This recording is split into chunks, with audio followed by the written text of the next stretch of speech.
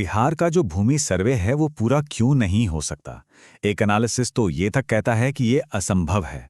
आज हम इसी क्यों को समझने की कोशिश करेंगे। चलिए सीधे मुद्दे पर आते हैं। तो जो सोर्स है उसकी मेन आर्ग्यूमेंट क्या है? बहुत बोल्ड और क्लियर है। ये सर्वे नहीं होगा। मतलब सीधी बात। अब ये बहुत बड़ा दावा है, तो चलिए इसे जरा परत दर परत खोलते हैं। इतने यकीन के साथ ये बात क्यों कही जा रही है? इसके पीछे क्या वजह है? हमारा ये एनालिसिस हमें सबूतों के जरिए बताएगा। चलिए देखते हैं कि ये तर्क हमें कहां ले जाता है। देखिए, कोई भी बड़ा प्रोजेक्ट शुरू होता है तो एक वादे के साथ होता है ना? बिहार भूमि सर्वे के साथ भी ऐसा ही था। पर सवाल यह है कि आज ये इतने गहरे शक के घेरे में क्यों है? पहले तो ये समझते हैं कि वादा था क्या। तो कागज पर तो सब कुछ एकदम सही लग रहा था। मकसद था लैंड रिकॉर्ड्स को मॉडर्न बनाना, बरसों पुराने जो झगड़े हैं उन्हें कम करना और पूरे सिस्टम में ट्रांसपेरेंसी लाना। लेकिन जैसा कि हमारा सोर्स बताता है, इरादे और ज़मीनी हकीकत, उसमें ज़मीन आसमान का फ़र्क है। तो सवाल ये उठता है कि इतना बड़ा वादा आखिर फेलियर्स की एक लंबी कहानी में कैसे बदल गया।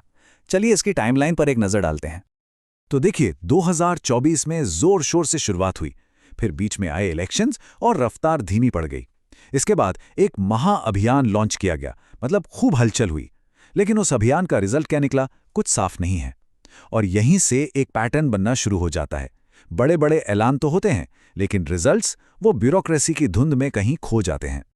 इस महाअभियान के दौरान हुआ क्या? हजारों जमाबंदी पंजी, ये बेसिकली जमीन के रिकॉर्ड्स के रजिस्टर होते हैं, ये बांटे गए। लेकिन उनमें से कई कभी वापस ही नहीं आए। बस वहीं पर पूरी प्रोसेस रुक गई। और ये कोई छोटी मोटी गड़बड़ नहीं थी, ये एक बहुत बड़ा ऑपरेशनल फेलियर था, जिसने पूरे सिस्टम की कमजोरियों को सामने लाकर रख दिया। शुरू में एक डेडलाइन भी थी, दिसंबर 2026, एक क्लियर फिक्स टारगेट। लेकिन जैसा कि हम आगे देखेंगे, इस प्रोजेक्ट में डेडलाइंस पत्थर की लकीर नहीं बल्कि रबर बैंड की तरह हैं। तो दिसंबर 2026 पहले बना 2027। और सोर्स का अंदाजा क्या है कि ये सिर्फ एक साल की देरी नहीं है, ये एक पैटर्न है। 2028, 2029, 2030, ये जो डेडलाइंस बार बार बदल रही हैं ना, ये सिर्फ खराब प्लानिंग का सिग्नल नहीं है, बल्कि ये एक ऐसे सिस्टम का लक्षण है जिसमें फंडामेंटली कुछ गड़बड़ है। अब इस पूरे केओस को समझाने के लिए हमारे सोर्स ने एक बहुत पावरफुल एनालॉजी, एक मेटाफर का इस्तेमाल किया है। वो कहते हैं कि ये एक बैलगाड़ी सिस्टम है। जरा सोचिए, एक ऐसी बैलगाड़ी के बारे में जो चल तो लगातार रही है पर अपनी मंजिल पर कभी नहीं पहुंचती। क्यों? क्योंकि उसका रास्ता बार बार बदल दिया जाता है। सोर्स का कहना है इस सर्वे की कहानी बिल्कुल यही है। एक प्रोसेस शुरू होती है और जैसे ही वो आधी दूर पहुंचती है, उसे अधूरा छोड़कर एक नई दिशा पकड़ ली जाती है। ये अधूरे काम का एक विशियस साइकिल है। एक नया प्रोसेस शुरू होता है, वो आधे रास्ते तक पहुंचता है, फिर एक नया रूल आ जाता है और पुराने प्रोसेस को अधूरा ही छोड़ दिया जाता है। ये एक कभी ना खत्म होने वाला लूप बन गया है। सोर्स इसे बिल्कुल साफ शब्दों में कहता है, पहली प्रक्रिया रुक जाती है, दूसरी रुक जाती है और हर कोई तीसरे में व्यस्त हो जाता है। कोई भी काम कभी पूरा नहीं होता। मतलब ये सिर्फ प्रोग्रेस का एक इल्यूजन है, एक ऐसा साइकिल जहां एक्टिविटी को ही अचीवमेंट मान लिया जाता है। लेकिन इस पूरे एडमिनिस्ट्रेटिव नाइटमेयर के पीछे असल कीमत कौन चुका रहा है? आम आदमी। बिहार के एक आम नागरिक के लिए इसका मतलब क्या है, चलिए वो समझते हैं। आम नागरिक के लिए इसके नतीजे बहुत बुरे हैं। समय और पैसे की बर्बादी, सरकारी दफ्तरों के कभी ना खत्म होने वाले चक्कर, परिमार्जन यानी करेक्शन, जमाबंदी यानी रिकॉर्ड्स और म्यूटेशन यानी ओनरशिप ट्रांसफर के लिए अंतहीन कागजी कार्रवाई। ऊपर से बार बार बदलते नियम इतना कंफ्यूजन पैदा करते हैं। और सबसे बुरी बात, ये जो क्योस है ना, ये करप्शन के लिए एक फर्टाइल ग्राउंड बन जाता है।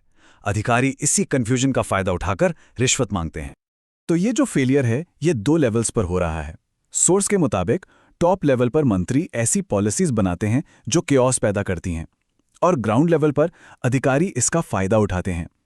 ये एक टूटा हुआ सिस्टम है जो ऊपर से लेकर नीचे तक हर लेवल पर फेल हो रहा है।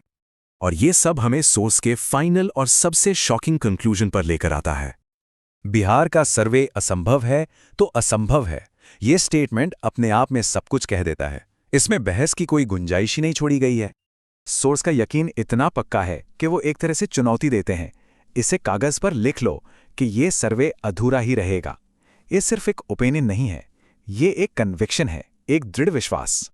और अपनी इस बात को और वजन देने के लिए सोर्स एक हिस्टोरिकल कंपैरिजन भी करता है। वो याद दिलाते हैं कि अंग्रेज भी, जिनके पास इतने साधन थे, वो भी पूरे भारत का सर्वे पूरा नहीं कर सके। ये बात इस काम के स्केल और इसकी इनहेरेंट डिफिकल्टी को हाईलाइट करती है, जिससे फेलियर की भविष्यवाणी को और बल मिलता है। तो आखिर में ये सब हमें एक सवाल के साथ छोड़ जाता है। जब कोई काम कभी पूरा होता ही नहीं, तो क्या उसे तरक्की कहा जा सकता है, या वो सिर्फ तरक्की का एक दिखावा है?